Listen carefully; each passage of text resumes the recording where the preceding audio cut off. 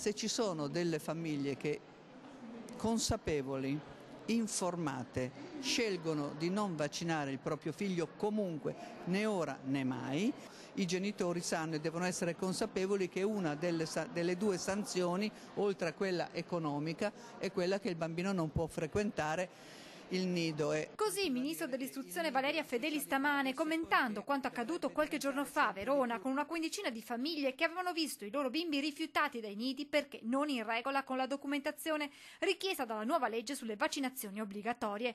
Qualche ora dopo queste dichiarazioni il colpo di scena. Come annunciato la scorsa settimana dal governatore Zaia, che aveva promesso un provvedimento che rendesse meno coercitiva la normativa, ecco arrivare la moratoria firmata dal direttore generale della sanità Domenico Mantoan.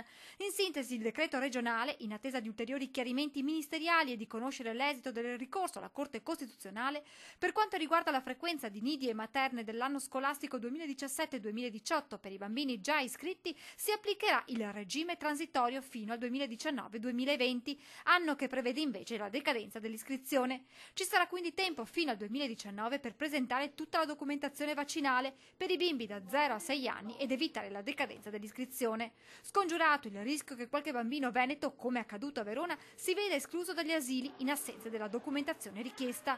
Fermo restando l'obbligo di regolarizzare la propria posizione entro il 2019, i genitori al momento potranno accompagnare regolarmente i loro bimbi a nidi e materne, che dunque potranno accogliere tutti gli iscritti. Alle ULSS il compito di vigilare ed eventualmente contattare quei genitori non ancora in regola perché provvedano alle vaccinazioni.